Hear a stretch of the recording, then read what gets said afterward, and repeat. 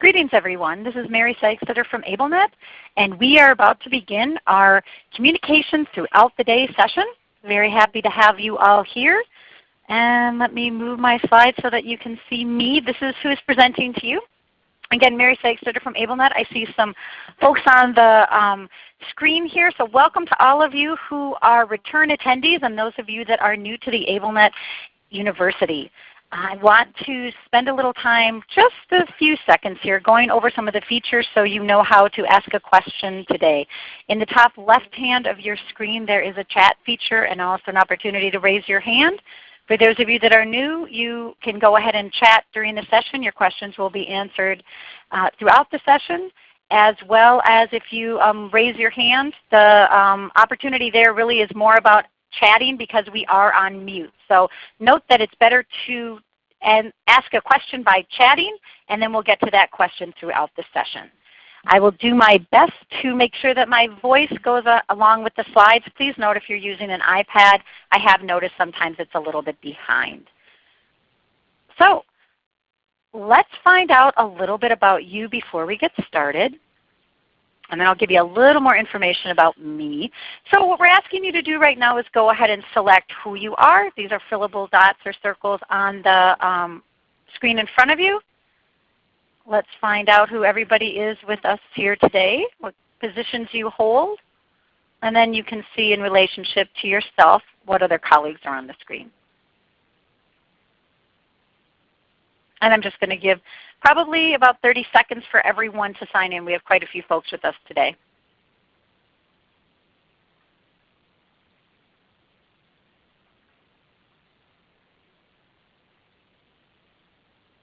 And you should be able to see on your screen once you've submitted the results.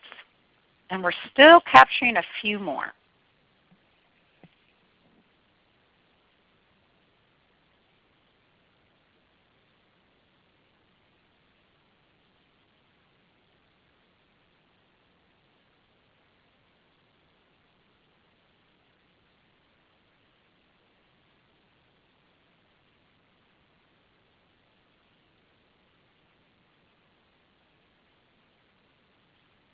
And if you haven't gone ahead and added your response, if you do so now, that'd be great because we're going to go ahead and make the solid results in just a couple of seconds here.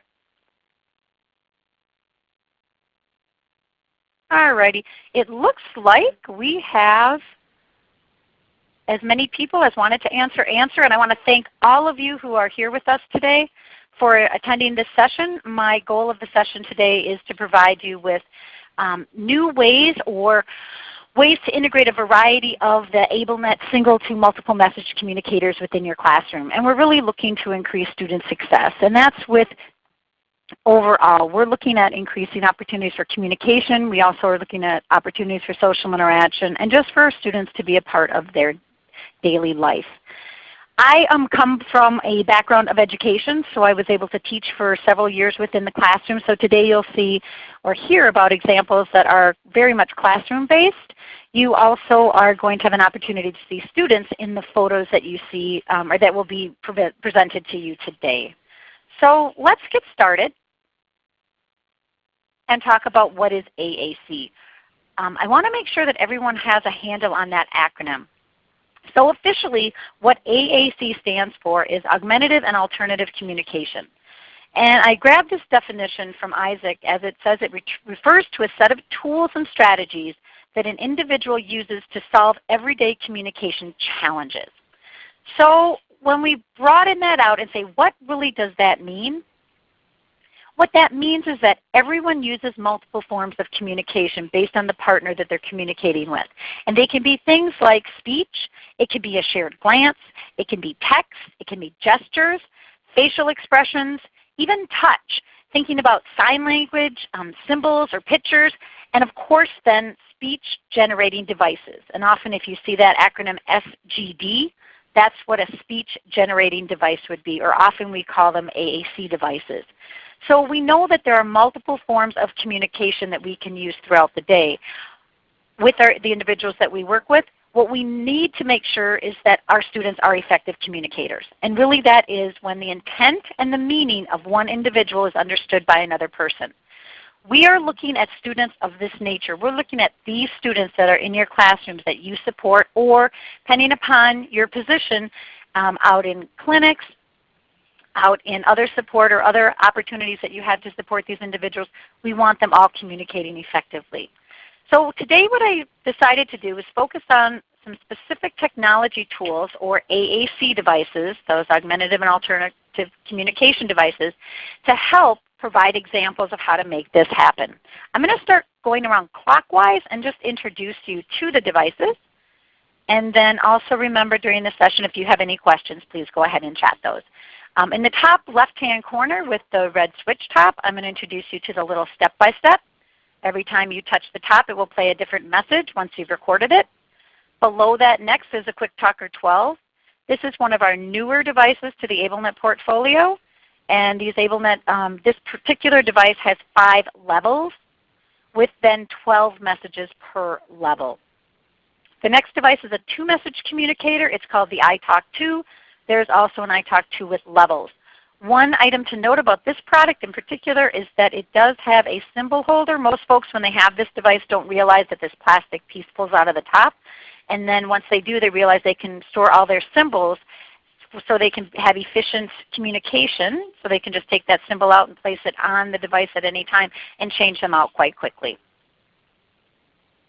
Still moving around the screen, we're going to take a look also at sharing some ideas for you when we talk about the talking brick. So we'll bring ideas around this 3-message communication device, yet each one of these you are able to separate.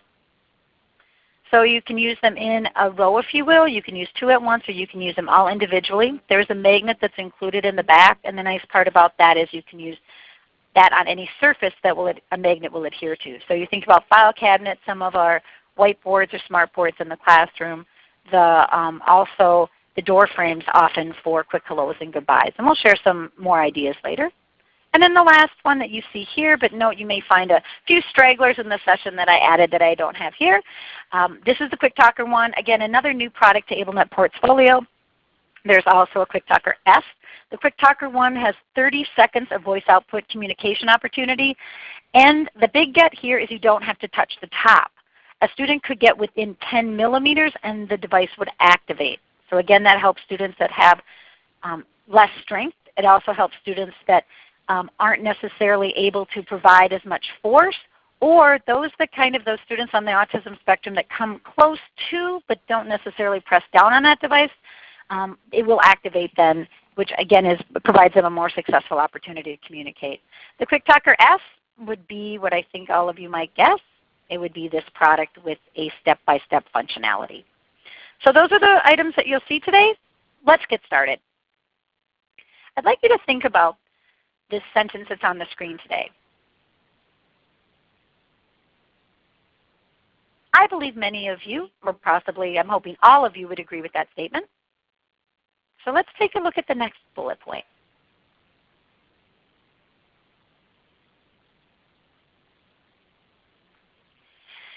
I'll go back and reread the first bullet point. Communication opportunities present themselves all day long. My second bullet point, it is the responsibility of the facilitator to manage those opportunities for a maximum language and learning exchange. The facilitator is you primarily. And I'm saying you because I'm assuming you attended this session today because you support individuals that have complex communication needs and are looking for different opportunities for them for the day. The facilitator is also the paraprofessionals. It's also the parent. It is really all of us in the lives of an individual that has complex communication needs to support them and to make sure that all of these day-long opportunities are available. And because it is often easier for those we support, or excuse me, to answer for those we support, yet it doesn't provide them with the opportunity to learn and work on building independent communication skills. We really have to step back and take a look at what we're asking of our students. We have to realize that this is not a race. We have to make sure that those day-long opportunities for communication are taken advantage of. We do not want others answering for our students if they can answer for themselves. And as I mentioned before, there's multiple ways that our students can interact.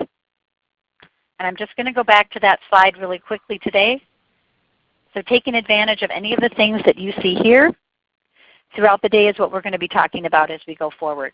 You will see multiple solutions based on the voice output devices of AbleNets today. Our goal at AbleNet is to make sure that students have opportunities, that students are provided with as many opportunities to learn and grow. Because what we know is that our students most often have things done to or for them. We want to make sure that we strive to get our students more on that independent path. So whatever technology that you have today that would be like what I'm sharing with you, we ask that you please make sure you get that out of the closet, off the desk, up off the shelf, and bring it into a setting so a student has an opportunity to take advantage of whatever communication situation they're in throughout the day.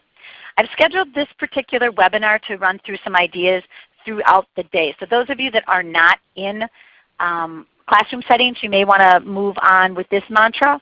Under what conditions is this possible? So how can you take the idea that I'm sharing with you and bring it into your setting if you are not providing service within a school setting or a school day as you see here on the screen?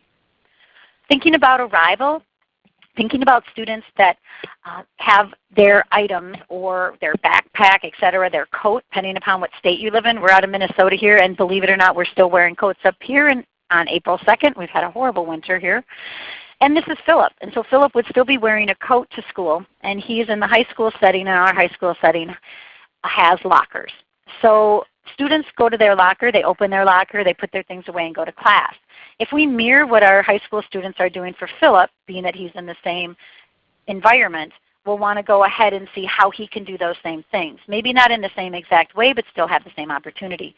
So the device he's accessing is step-by-step. You can see it there on his tray. And every time he touches it, it will play a different message that's been recorded. He is guiding the interaction. He is totally in control of what's going to happen to him, if you will, next. So he'll ask for that locker to be open. He will see it being opened. Again, think about this as cause and effect. He will say, let's get my coat off, and off his coat will come. And then the paraprofessional is going to be saying, what do I need to do for you next? Right? Or what's next? And so he'll say, well, so what do I need for class? So depending upon where they're going, that's a great opportunity for the paraprofessional then to let him know what's going to be happening. It also is a nice message, so in case the schedule changes, he's not set up for what do I need for math class when they change that day and they're going to another event. So we think about how we can record these messages. Caroline Musselwhite is a resource if you don't know of her, or Linda Burkhart, that deal with scripted messages, or what we call social scripts. So that's a nice note to take right now if you're taking notes and you aren't familiar with either of those two thought leaders in our field, and or the social scripts. Again, it's Caroline Musselwhite and Linda Burkhart. Let's move on through the day and take a look at entering the classroom. We like to provide opportunities for our students to say hello and goodbye at the door. These are multiple times during the day our students could do this. This is Miss Julie, and Miss Julie is the paraprofessional who will meet the students at the door. Again, giving your paraprofessionals jobs and responsibilities, make them give them, obviously, more confidence in the classroom, give them that sense of responsibility. So she is the greeter. She will greet all the students and have them access whatever device they're going to be using to say hello as they come in the door every day, so they have that opportunity. She is right here in this particular example. The talking bricks is placed using that magnet with a 10-second recorded message, or the opportunity to record up to 10 seconds. She changes out that greeting every day so the students are excited to hear what that message is going to be, and they know that she will be greeting them at the door. The other piece you don't see here is a notebook that is on a small classroom desk, and the students also are asked to sign in. So whatever method they're using to sign in with the voice output device, asking someone else to help write their name, if it's a stamp, if it's a pen, whatever is their mode of having written language experiences, that's available for them as well. So by the end of the year, the teacher has a full notebook of writing written language examples and their name, and so you can see the progression. So it's kind of a nice idea. Another way to take a look at the talking bricks is to think about how you can have talking schedules. And because these do have that magnet affordance, you can see not only 3 could be connected, but also you can connect as many as you want vertically, but then also horizontally works nice as well. So again, 10 seconds of communication. Not only now do you have that visual schedule, but it also is a speaking or a talking schedule for our students. Bringing it down to just individual use also is a wonderful opportunity for this little guy here, who will go ahead and match what it says as far as what's going to happen during his day to the picture symbol. So he starts to build his own schedule. And he does this multiple times during the day. It's hard for him to transition. So having some control about what's going to happen next as far as being able to listen and then put that in order and then go back and make sure that he moves that away from the talking brick when that time during the day is over, helps him then navigate his day and his schedule. It also helps here for him if as transitions are difficult, if the schedule changes, then they're able to move the talking brick into a different place, if you will, or record a different message on that. So as he builds this, he doesn't get so stuck into what that whole day might look like and then have trouble when something does change during the day. Still thinking about morning. So just again, I'm giving you lots and lots of ideas throughout this session, not necessarily all in the same order. So you probably will see the talking bricks come up again. Here you're seeing the step-by-step come up again. So it'll just be as we rotate through the day. You'll also note that even though I use a step-by-step here, you may say, well, I could also bring in a different device to do the same thing. You are absolutely correct. So think about the multiple devices you could use depending upon what you have in your classrooms. Here we're talking about working on the calendar and having a group of students around the calendar and talking about the days of the week, the months of the year. We're counting up to the day it is today. We may count all the numbers on the calendar. The typical skills that we're very used to when we deal with our students in elementary, and some of us bring a calendar into our secondary classrooms as well. Here we can have the opportunity by recording all the days of the week if we chose. We could record the months of the year. Whatever that sequence of questions and then answers that will happen within the classroom, that definitely can be set up in advance for students to be successful. This student in particular has his own step-by-step. So then when the other students are going to be in that group, if they're verbal, they won't need to use a step-by-step, but the teacher also will have an opportunity to use a device that we would call more of a programmatic device. So we would look at students that would be being asked the same questions during that time, but they may use a QuickTalker 12 or something that has multiple messages. So when the question comes to the student, what day is it today, or if we're looking at being able to identify the things that happen around calendar with weather, all of those will be available at once. So we won't need to re-record that as we might on a step-by-step. The other thing that happens here is Ms. Julie also is responsible for working on the pre-work or pre-communication before calendar time. So the students that are going to be using the device, this particular device is a programmatic device. So if students do not have a dedicated device, they are able then to share the device or move it to the next student so they can have an opportunity to communicate. Ideally, we want to be making sure that our students have their evaluations, that they have the device that they need, if they're going to use paper overlay, picture symbols, etc. But she'll work on with the students asking the questions first and helping them identify how to use the device and what is the answer to those questions so they can actually navigate that before they're in a setting where they're being called upon by the classroom teacher. I think it's very important to note that we don't often practice with the devices with our students prior to placing it down in front of them and asking them to be successful. So these just another idea of how our paraprofessional support can be used during those morning times while students are getting ready before the actual class or instructional lesson begins. In our high school settings, it's nice to take a look at how can we make calendar time be different. How can we bring a different flair to this, even though we know that we want our students to still go ahead and have the opportunity to engage in the weather outside, engage in what is happening, what day of the week it is. We feel that maybe it's a little elementary sometimes to bring up that same instructional activity. So switching it up, you can do things like having the students be reporters in the classroom. You definitely now, many of us are using iPads. You could record the daily news. The students could be giving the daily news, and then you could go back and actually watch those students with the students. You can talk about how quickly did they get to that voice output device? Were they able, how did their speech, because we have students start speaking in our classroom. How did they then either read the cue card, etc., about what day it was? And it can be the same exact information, but definitely presented differently, give it an older flair, and then even take it out into the school community. So being able to go ahead and go down to the office, and when you have students that are reading the morning announcements, use the step-by-steps, use the voice output devices you have, and record those morning announcements. They project quite nicely over the loudspeaker system, and if that is a job that other students are doing within the school, you'd like to have that opportunity to have your students do that as well. And still around morning, and now I'm moving down to our littlest guys, thinking about what happens in the morning and singing a morning song, we then could go ahead and record that on a step-by-step, and each step of that morning song would be then available for the students to not only activate but then act out. So if you think about something like the song Teddy Bear, Touch the Ground, Teddy Bear, Turn Around. So bringing our kids in the morning, getting them grounded and centered through music, and then having them work on listening to those actions. So again, student is guiding that total group activity, if you will. And it doesn't have just to be one student. Every student can take a turn with, if you will, singing that verse of the song through using the step-by-step. They become motivational. They become engaging. They become an opportunity for a student to practice what we call automaticity. So every time that a student has that device in front of them and they touch the top, once we've given a request and or if they are initiating, they become better at using that device.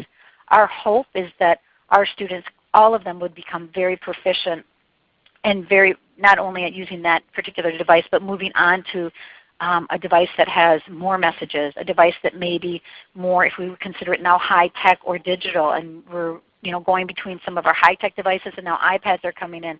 We want our students to be proficient as they at their age level, but we want them to grow as they get older and actually hopefully be able to use mainstream technology. We have to start as young as possible and then provide those expectations as well.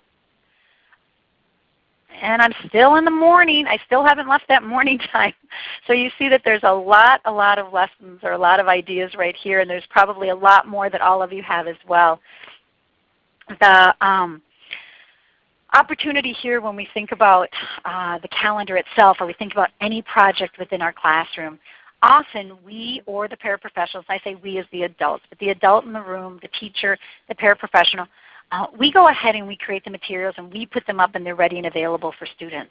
It is time for us to step back and say, what do we do that our students can do that is a task? So what task do we do that our students could do for us that is meaningful and purposeful? And one is going ahead and making sure that that calendar is up before at each month when we change out those dates. Here we just have the student being able to say, what's the next number? What's the next number? So that the paraprofessional, again, can go ahead and pull that next number and put it down, meaning that this gal is right at that pre-numeracy. But you can change that message very quickly. And it could say something like, put the number here, put the number here. And we would ask the student then to point to that space, again, working on sequencing. So many different opportunities. This is a QuickTalker 1 that only has that one message. But again, if you think about that step-by-step, we then would be able to have more of a social script, or meaning that we would set up what script would be on that device and that student would be able to activate that multiple times. When you think about students that are using these particular devices and we talk about the different ability areas, we're talking about students with complex communication needs, but that can run across many disability areas. We can talk about students on the autism spectrum, talk about students that have Rett syndrome, we talk about students that have very severe disabilities. We talk about students with, Down syndrome. We're talking about anyone that has trouble communicating with anyone else, and then you take a look at what is the most appropriate technology device at that particular moment in time. Many of our students will have a dedicated device. Other students will be using, again, those programmatic or classroom devices that aren't necessarily accessed through an assessment for an individual child. There also is, and I just want to reference again before I leave these ideas, is that there's two people that I mentioned was Caroline and Linda. Those people before the end of the session will make sure that you have the contact information. We'll put it into the chat, and those are the two that work with social scripts. Thanks for those questions. Okay, we're going to move on a little bit into literacy, thinking about how we can use our vocabulary opportunities during the day when we're reading our stories to students, when they are working on specific vocabulary based on whatever curriculums that you have brought into your classroom. You will be going through an opportunity for them to identify vocabulary words, and being able to state them and repeat them multiple times so that they can hear them is very important. For the students that aren't able to verbally say them, we can put up a picture symbol, we can hold a card up that is text-based. We can also then record that message on the device. So we have an opportunity to move that into a realm where many of the students here right now, as you see, are waiting for their turn. I have 2 students in a row here that need to use a device. I have 1 student that doesn't. And some may say, well, what should I do at that time? Would I have that student, the second student there? Would I just have him use the card? Should he use the device? You know what? If a student is motivated to activate the device, I say that's fine. We go ahead and we give everybody a turn. And he or she, right, can make the choice whether they want to verbally say that word or whether they want to use the device. The goal is that they're hearing that word, that they're owning that vocabulary. And so the step-by-step allows for that. You can record all your vocabulary at once, and then through the use of a tiny little button on the back, it's the same button you use to record, you can have a message stay on that level, if you will. So the step-by-step, and I should say on that step, in order to really explain this, every time you touch the top, it will play a different message. So if you think of each one of those as a different step, I can say the word happy and make happy be the only message that everyone will say when they touch the top. And when the device comes back around to the first student, I can then move it on to the next word. And if I'm working on emotions, it could be sad. And then they would all be able to say sad. So there is a way with these devices to make them stay on one message or remain on one message, and yet you have multiple messages within the device. So that's in the manual. All of our manuals are stored on the AbleNet website. It's a wonderful feature when you're working in groups like this with your students. And what we know is that it's really important to give students as many opportunities across the day as possible. And we want them to be using their voice output communication devices again, or the programmatic devices, or any type of opportunity. You see that there's a picture symbols here on a piece of paper that allows the student as well to go ahead and point to different emotions. We want to bring in whatever the tool is that's important for the student and make it meet their need. So we align it to the activities. We also think about students as they move around the school and what we've asked them to do. Many of our students go to the library, or they check out library books. Yet when they get to the checkout, they don't have a way to say, I'd like to check this out. They don't have a way to say, when is it due? They don't have a way to say thank you. Even the greeting of, hi, I'm here to check this out. We need to make sure that we have that available to all of our students and not miss those opportunities throughout the day. We always also think about being out and about for sure during lunch during the day. And if your students aren't requesting their own lunches, they need to be doing that somehow, whether they bring a picture symbol of that with them, whether they have their voice output device, whether it's a multiple message or a single message, an opportunity to have them be the ones speaking at that time. For the person behind the counter to recognize them as the communicator is extremely important, not the paraprofessional, not the teacher. And this allows then the student to become responsible for their own communication as well. You'll notice here that I made an overlay that if I use this overlay early in the morning, I can bring this not only to lunch when you think about this, but I can start in the morning and review during my morning time what is for lunch. I can do kind of a mock example, right? I could be asking for or practicing during that time how to use the device. I can also spend a few minutes before we leave for lunch practicing how I'm going to interact and communicate, and then finally be able to be on site and ask for that lunch. So again, it's about taking time to practice with these devices with your students as well prior to having them be in the environment and being asked to be successful at that particular moment in time. And as we know, we really want to make sure that students have an opportunity to communicate during the lunch experience as well, whether they are going to be communicating with friends, having a joke on the device, whether they're going to be asking for help. We know that this little gal has difficulty every day opening up her juice, but having her be able to ask for help and have whoever sitting next to her help her is a way that she's going to build that independent skill. And it doesn't always have to be a paraprofessional that the help is requested from, as you see here. It can be, but again, we'd like to see that we could have more of our peers be involved in that conversation as well.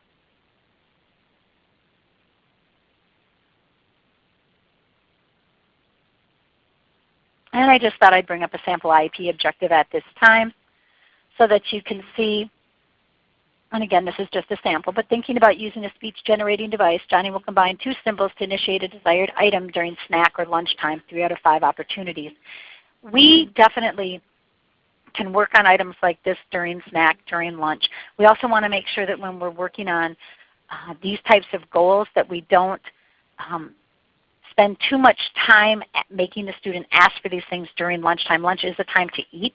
And I've seen a lot of goals that we attach to specific times of day. I think we need to be a little careful about that, so I want to bring this up to you with the thoughtful opportunity of when we look at this, it talks about 3 out of 5 opportunities. It doesn't say here per day.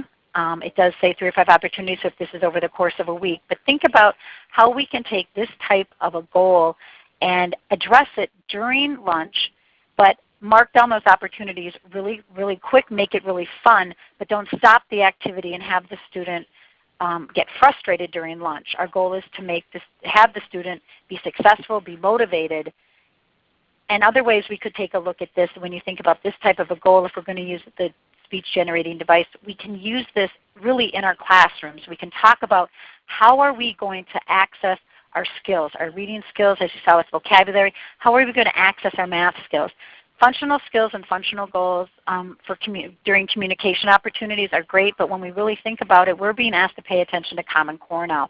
We're being asked to pay attention to those skills, whether it's at the essence of a skill or whether we're on a growth path. We really need to bring the proper tools and materials to our students so they have an opportunity to grab those skills and really own them. So here, if we're looking at counting by tens, we can use a hundredths chart and put those numbers right into the voice output device. So every time this little guy touches the top, he's going to be saying a different number. There's a paraprofessional that is going to be pointing those numbers, giving him the most opportunity to take in, and I like to say own, the content that's in front of him. And a step-by-step works really well for that. Other opportunities, and you may have a product called the alternate spinner in your classroom. This is a new version. There's also another one that has a black face on it. Absolutely fabulous tool no matter what time of day to be able to present picture symbols, actual objects, to have students engage and interact and be motivated. This is when we deal with healthy snacks. We're looking at things that, and this is fact and opinion, so we're going back to an ELA opportunity, so an English Language Arts, Common Core when you think about it. And we're talking about, is this a fact or an opinion? You can do this all day long with things that are in your classroom and then have students recognize the foods and the food groups that they may be eating throughout the day when you think about what's on the lunch menu, what's available in your lunchrooms, especially in high school when they have opportunities to buy different things, whether we have healthy or not healthy choices. We also hear, this focus here is really about, is milk a good source of calcium? A banana is a healthy snack choice. Cooked carrots taste terrible. Again, those messages are actually in text on the back of the card. So when the card is chosen based on pushing the spinner on the side, excuse me, not a spinner, but the little dial on the side here, I'll highlight that. Or if you have a switch, it gets plugged into the side of the device. This happens to be the Jelly Beam or wireless switch, so you end up with the opportunity here to go ahead and press the top, sending a signal to the receiver. The receiver activates the red dial or the spinner. So once that spins, now you actually then pick up a card and you read one of the scenarios that are attached to it.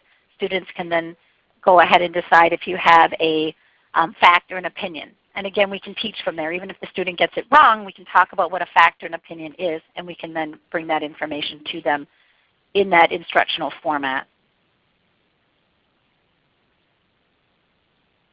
So let's think about this. Did you know that 85% of what we say is communicated with only 200 basic words? And I think that's really interesting. And we call those words, when we talk about this, we talk about core words or core vocabulary, which is really that small set of words that are used that support communication and learning language. And I think that that's probably the biggest challenge for us, is deciding how to make those communication overlays and how to have really good core vocabulary. When we take a look at that, with good core vocabulary, an individual can say what they want to in a variety of settings, and on a variety of topics. So look at this core vocabulary board out of New York. This is now quite a large one. This is Give Me 20. They call this Give Me 20. And I have been working with them. They provide this in their classroom during the day, and they have a set of activities that is designed specifically to be able to use core vocabulary and have students then really work on that every morning. And if you notice here, the words like I want more, think about how many opportunities or how many communication messages you can use with this basic core vocabulary. So they've set up boards like this throughout their schools to give students opportunities. I also take a look at when we think about core boards and we think about how can we use them during the day, think about story comments. Think about the fact that we can take this core vocabulary and bring it into what we're working on during the day. So Caroline Musselwhite, again that name comes up. These story comments are something that I have grabbed from her. So this is a board that Caroline makes that our students then have the opportunity to do one or more of these interactions or participate, actively engage during a reading activity. So they could say turn the page. They can make the comment, oh no. They can say who, can I see the picture? I like that. I do not like that. Look, or let me look, or let me see the picture. They can act it out. They can say act it out. There's many of our stories that we have provide an opportunity to act things out. And then also the let me, depending upon what that might be as the teacher asks the question. When we think about core vocabulary, and you can see this from a list that I'll bring up real quick, and it's a little tough to see here. I think maybe on your screens. Hopefully you'll be able to see that. You'll look here at the core words of more, you, I, help, want, go, like, that. Within the core board that I just showed you, based on a literacy activity, you'll find many of those words being used right away. This is a list that was developed by Gail Van Tatenhove. And this list can be found quite easily. And let me bring up another one here. There we go. This is the Gail Van Tatenhove list as well. That was designed for AAC devices or for students, individuals who use those devices. So she came up with this list, and this is her newest list that I was able to find of the first 8 words and the first 15 words and the first 30 words, first 50 words. And she has this available on a website. And when you get the PowerPoint, if you haven't already received it yet, you'll find a slide that looks like this one I'm going to show you right now. And it will have the link so that you can find what she has put together. And this is really when it starts out what preschoolers are saying. This is about what typical students are saying. And then how many with 50% of the core words, it's about 60% of what preschoolers say.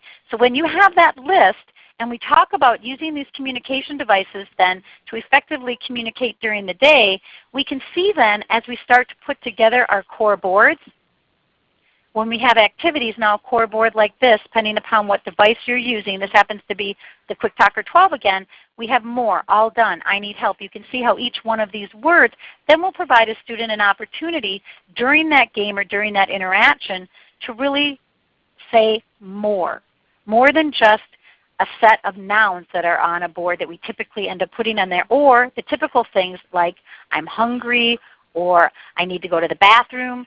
We need really to look at giving them an opportunity to say more. They could say help, and I could say, what do you need help with? And then we could ask, and I need to go to the bathroom could come out of that I need help. We could also use I need help for many different things during the day as well. But we need to think about that language. And your speech and language pathologists are critical to you. They are rock stars at this. They know exactly how to help you with this. If you're a classroom teacher, this is where we learn how to develop language for our students. So then when we make boards, and have this communication opportunity for our students and have these interactive activities, we then can model in these activities for our students and can help them be able to own these words and communicate more effectively. So here's a couple examples of some interactive activities that are pretty popular in our younger classrooms. And you can see here where the third row, if you will, is where the messages are different. So the overlays are based or made right now so that they have the first, I should say, so the second line there is I want, my turn, your turn. Those are the same or static on each one. And then there are the third or the last row, the fourth row, is more, I like, I don't like this. So they're in the same location. So students will get really good at knowing where those particular messages are. Then in the third row, that's where the activity changes out based on what activity you have and then what actions or interactions you can have based on those. And let me take just a break here and answer just a few questions before I go too far, because I don't want to miss some of these great questions that are here. And let's see. Are there any suggestions for using a core board for WH responses? Yes. I think what's really interesting about core boards, and I've done a little research on this as well, because as I was teaching myself, I did find this to be the most challenging piece. I think it was so easy to make a board that had all of just the answers on it, as opposed to really taking a look at how to use core language effectively. I have noticed that if you go and do web searches for core language boards, or if that's the words you use, you will find Pinterest pops up a lot. There's a lot of people out that have already put great boards on Pinterest.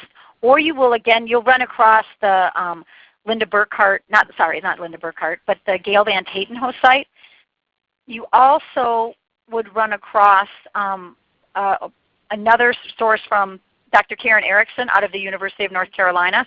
They have gone ahead and done a lot of research on core language in general. But the boards themselves, if you use communication board in your search, it will come up with boards that you can go ahead and then create. I went ahead and created this board based on some information that I had from those particular sites as well. Let's see. I have one that said, what would you suggest for students who are deaf or hard of hearing that do not hear voice output? How do you give them some feedback in a different way? You know, that's a really great question, and I think that we all can kind of struggle with those students that are on that or in that area or have those challenges.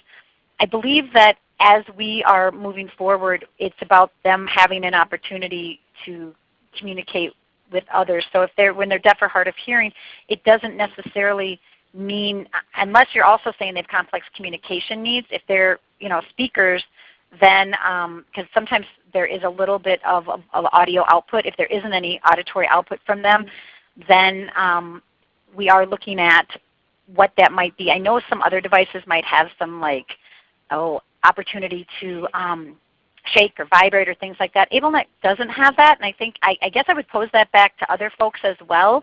I think that if you have a suggestion for Alex, who asked what would you suggest for students who are deaf or hard of hearing, go ahead and give us some information right now. I think when I'm in that particular situation, we of course would have a student that if they activated that device, and if I'm using that symbol and had that symbol in front of them, or if they activated the device and all of a sudden I was going to blow bubbles and I paired it with the actual icon, that would help as well. But if somebody else has some other opportunities or ideas, please go ahead and post those, and I'll read those as well. And then I have one last question we'll take right now that says, I have a question about what to do when a child becomes obsessed with the device or the speech output. I think one thing I want to make sure that before that students have an opportunity to interact with devices. I think there's some that will use some of the low-tech devices. If we think about the step-by-step or the Big Mac, and they'll activate the top, and sometimes it might be just to hear the clunk. It's kind of like a click or a clunk that you hear. Sometimes giving them that device just to introduce that to them, allow them to go ahead and activate that several times. Now with the QuickTalker 1, it doesn't make that noise, so you may want to think about as you move forward and bring more technology in your classroom, that one is a great device that when they touch the top it doesn't do that, if that's what's causing them to go ahead and, what you're saying, become obsessed with that. I also think it's how we present things in the classroom. We want to make sure that our own instruction is motivating, engaging, and that when we are asking questions, we're asking questions of our students with an expectation. It's not that we are going to have a student sit there and be able to activate that device in a sense over and over and over again. We're going to want to pick that up, change the message, and as the activity changes as well. So I think it's about the pacing and the timing and the motivation of an activity as well. But I do believe first, I think it's about the introduction and exploration and experience that that child should have with something. If you think about it, anything that we get new, we have a tendency to really kind of try to explore and experience right away. And then eventually it just comes into our daily life as something that's meant to be there. So don't forget to do those or have those pieces as well. And again, anytime that I read a question and other folks might have a suggestion, please go ahead and add those to the chat field as well. We'd love to share those. Let's take a look at also thinking about what I had mentioned before. I want to go back to the overlay here. So when we have story comments and we're working with students and we're thinking about reading a story and providing an opportunity for students to activate the device, now I'm really promoting the fact that my students might be activating a device to say turn the page, and they might not understand what turn the page means. I am saying yes, we give those students an opportunity to have that experience, to make that right here request and see that happen. That is the cause and effect, right, at its greatest right there. I say turn the page, I go ahead and turn the page. Oh, tell me to do that again. Turn the page. We're helping them understand the meaning that's coming out of that device, or the language that's coming out of that device, as well as the action that it promotes. And seeing the picture symbol hopefully draws more meaning and comprehension. So anytime you take a look at this particular idea, you may say, well, I'm using a step-by-step. Yes, you can go ahead and just cut out, right? Or use can I see the picture? And you can put that single message on that device. You also then would be able to think about, when we talk about acting something out, what might that look like for someone who uses a step-by-step? How could we act out if we're working on states of matter? We could record solid as the vocabulary word, show everyone solid or a picture of solid, and then have the message be the direction of what someone needs to do. So you're going to stand still and rigid. And can you see a whole classroom of students doing this? They're going to stand rigid. They're not going to move. And then when we talk about liquid, and we definitely can show a liquid, right? And when you think about a solid, you can have a block. We can have, for liquid, you can go ahead and have water, right? You're now starting to get hot for liquid, and your particles are starting to move, so you can see kids kind of moving. They could flow past each other. And then when you move to a gas has been represented a lot in classrooms that I've been in as a pop can, like the pop, the fizz that they hear from that pop, or excuse me, the pop can opening. And then we talk about how what happens with the gas is that particles get hot and they start to bounce and jump around.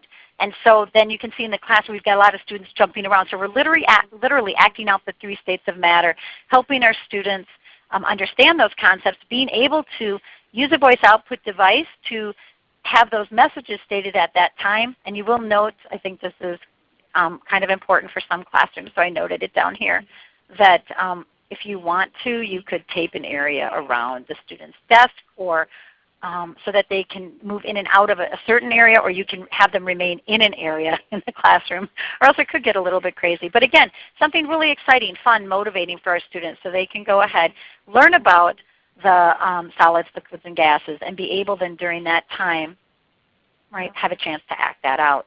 Another way to take a look at this is many of the programs that you possibly are using within your classrooms right now are coming with comprehension worksheets that are already designed for you, with questions with your 3 choices that mirror what you do on your alternate standards or alternate assessments when you go ahead and provide that opportunity for your students to take those. So again, think about, you can have a question that's available to a student, and they can use a single message device to say, that's the one I want. And you can go ahead and read the question and start to point and then state what the answer says below. Once the student says, that's the one I want, that's the one you or the paraprofessional circle. So it is more of an interaction as opposed to telling the student the answer. We now can go ahead and make sure, right, we can have that great message that says that's the one I want, and give them a little more opportunity. Now, do some of our students, we're providing them the essence or the experience of this. We don't know if they know this content, but we know for sure if we don't teach it, they're never going to know it, right, for the most part. So we need to go ahead and teach our students and bring them in to these activities as much as possible. Okay.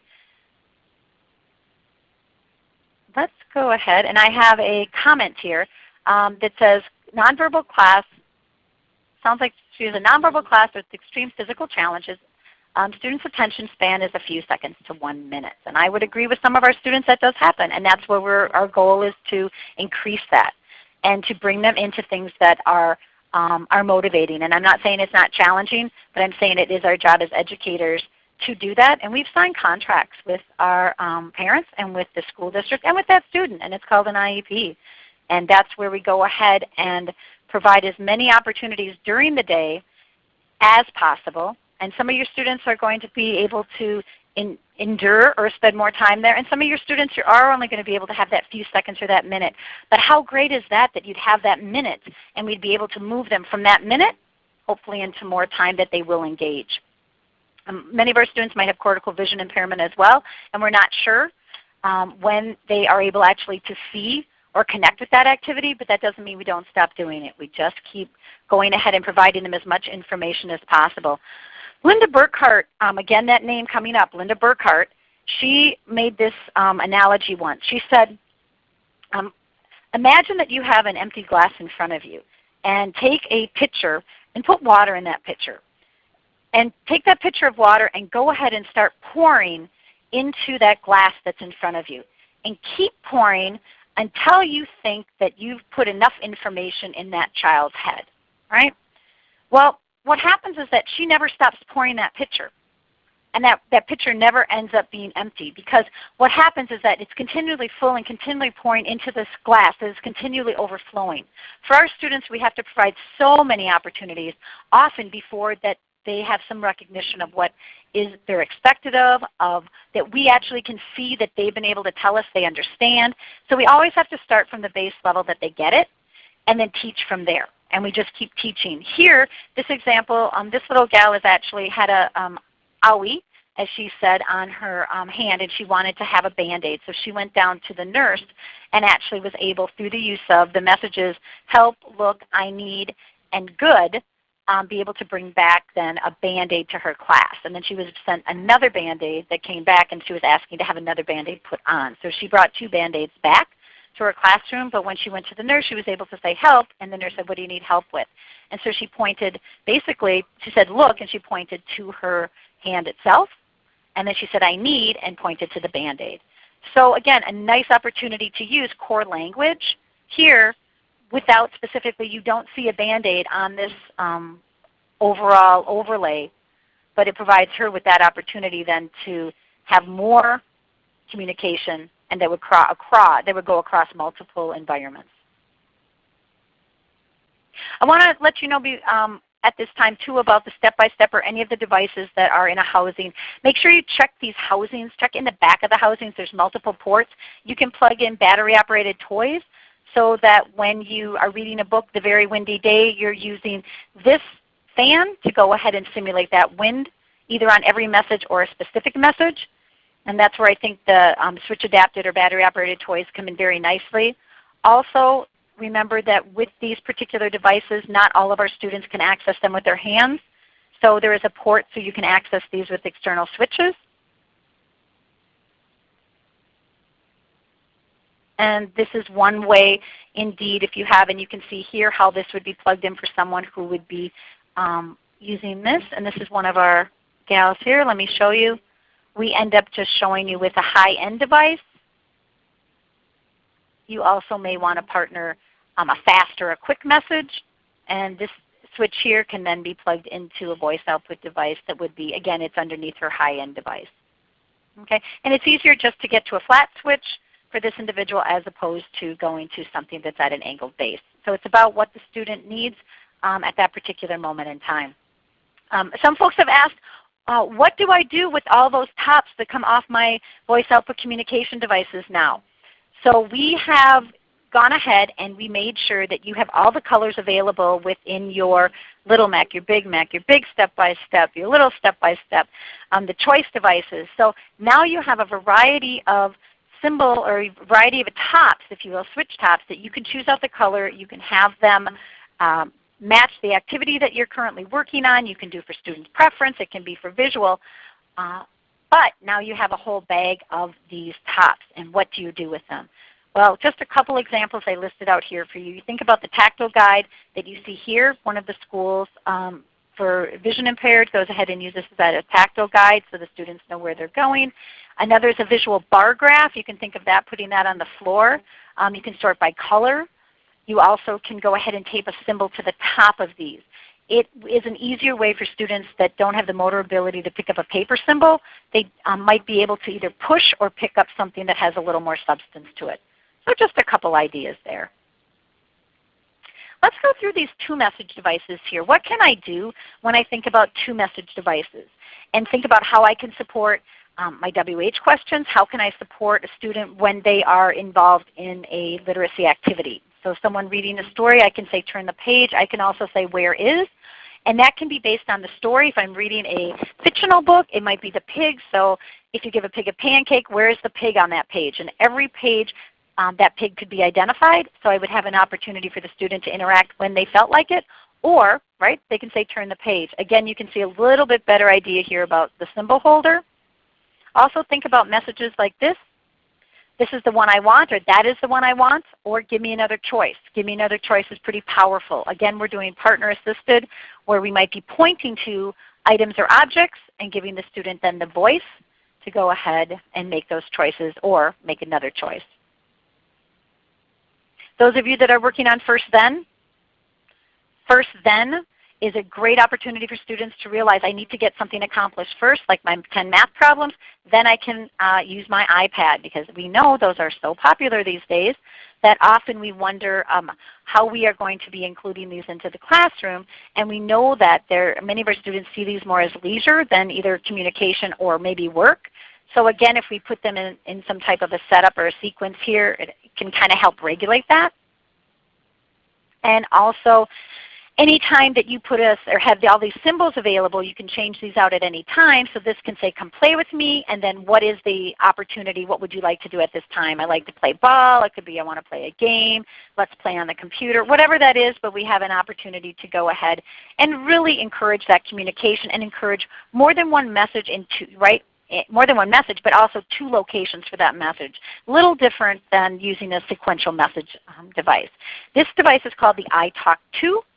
And it has 2 messages. There's also a device like this that has levels, if you will. And I want to bring in an example when we're thinking about our content. Here, this is an example of a science activity. Is this a person or a plant? We're dealing with this group of individuals really needing to identify the difference and also identify folks in their classroom. So these are folks that they interact with. So they might be, we're looking at a speech teacher, we're looking at a paraprofessional, other people throughout the day in the school are being brought in, and then there also are the content of a plant, different pictures, if you will, of plants. Students go ahead and identify, spin first. Once they get to that icon or once they get to that photo, then they identify through voice output if it's a person or a plant. Below that you see that there is a color square aligned to that they go ahead and put on the chart that's ahead in their graphing. So below it will say either a person or a plant with a visual icon on the graph, and then they're going to go ahead by the end and be able to count how many people or how many plants they were spun or drew for, if you will. So there's a whole communication, science, math concept. It's all rolled into one. There may be a primary skill that's being worked on here, but you can see that there's a number of things happening just by looking at this visual, aside from the fact that we're doing the social skills of turn taking, waiting for the other student, etc. So lots and lots happening, and the device is this one way to help support that. Another way to support making choices for anything, this particular example is around literature books. You can have the actual object. You can then bring in more of a semi-concrete. So you think about having the battery-operated toy that ties to the story, and then you have the voice output device of the iTalk2. You can plug in to the back of this device and have it run those battery-operated toys. So when you activate the top and it says, I want to read Silly Sally, Silly Sally is going to move around. With that said then, that is a bag, basically a piece of material that was created. So it's just a material bag sewn right over the battery-operated toy. And now you can take any photocopy of any character in the story and go ahead and have that particular character. And you can also go ahead and retell and summarize the story. I just wanted to bring in another example with the QuickTalker as we talked about the step-by-step and or any of the other devices. But we can use this device to say turn the page. That's great. We also need to think about with any of our devices, what are the multiple ways? So we don't want to get stuck just as one idea. I can change this out throughout the day. And again, any device that you have. Help. Hey dude, I'm ready. I'm out of here. Give me another choice. That's the one I want. Any of these messages here can be very, very powerful throughout the day. And having them ready and available provides the paraprofessional with an opportunity too to switch these out very easily. You'll notice in the QuickTalker one you can slide these in and out of the top. Again, 10 millimeters is about how far that hand's off of the device, and it allows for you to go ahead and, or an individual to activate without touching the top.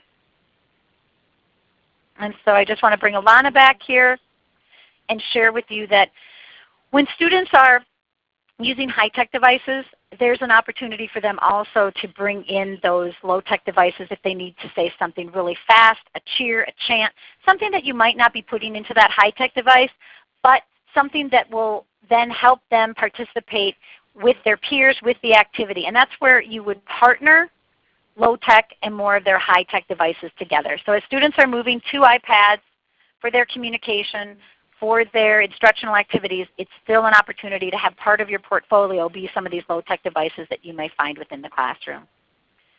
Don't forget about your vocational experiences. Throughout the day, any type of activity that you have can be put on a device in more of a task analysis for students to tell others what to do.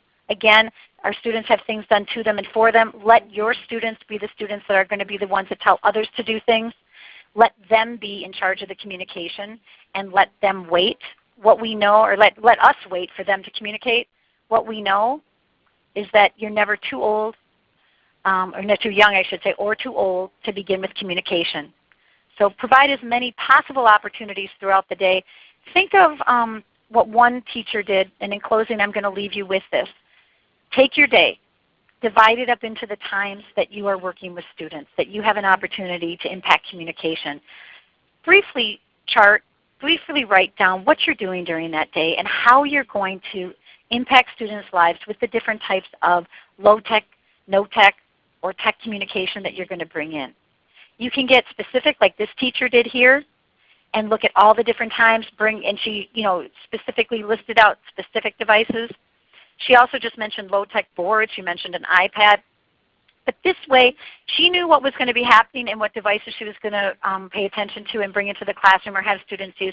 The paraprofessionals also were able to think about that as well. It doesn't have to be this specific, but again, think about your day, think about the opportunities throughout your day, and then tie in basically what's going to be happening. If you use a set device, the student, the environment, the technology, or the task and the technology, or the tool actually, and again that was set, student, environment, task that you want the students going to be interacting with, and then the tool they need, you can easily think about this throughout the day per student.